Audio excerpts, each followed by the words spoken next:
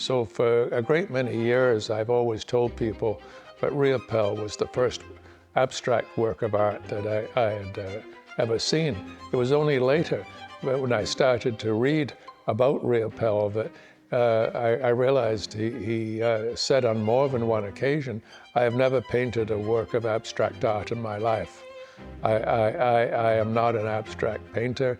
I paint nature, but the difference between me and other artists, that I go into nature, I go closer to nature than any artist has done before me."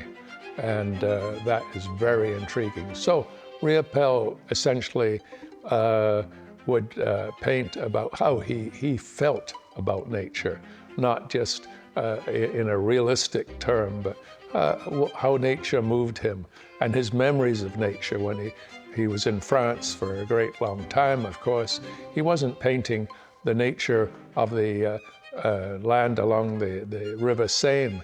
He was painting the landscape that affected him in northern Quebec and along the St. Lawrence River, and that was what his vision of nature was. Of course, I could not afford to buy any of Riopelle's works for a great many years, not even a print. But eventually, starting in the early 1990s, I was able to start to acquire gradually some of his work. I'm not an art historian, I'm not an expert on the art of any place, but I just do admire particularly les automatistes, because I feel they are a very unique group of artists at a time when society was changing. And the other thing I liked about them is that they did engage with social action and with society, and they challenged the existing order. I don't think that people realize that Jean Paul Riopelle was one of the most important painters of the 20th century. I don't think they realize enough that he broke new frontiers, broke right through new frontiers in art making, in his technique.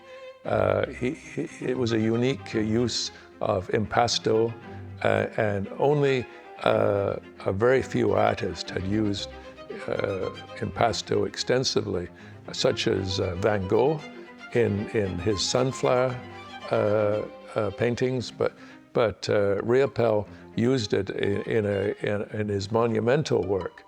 Most collectors, you know, they want to share their passion collecting.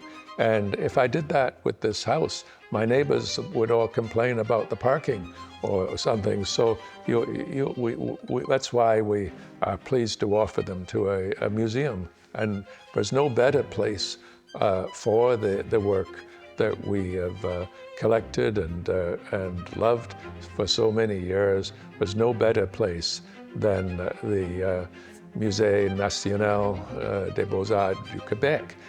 The most important thing that I think of is to expose children to art at an early age, just like exposing them to all sorts of other experiences, whether it's baseball, hockey, or whatever it is. But children need to be introduced to art and different types of music also. I tell my friends that if your children don't want to go to an art gallery, please drag them.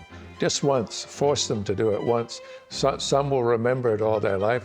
Most may forget it, that's fine, but some will remember it. And it can be an experience that they can remember, and it will change them, and that's fine. So I'm very excited about the espace that is going to be built. I have great admiration for the people of Quebec and what they've achieved, and their unique culture, and particularly their emphasis on culture, that they see a emphasis on culture, and whether it's music or art or dance. It's part of their nationhood, and makes them a part of a unique nation. So within Canada and within the world. So I really admire that.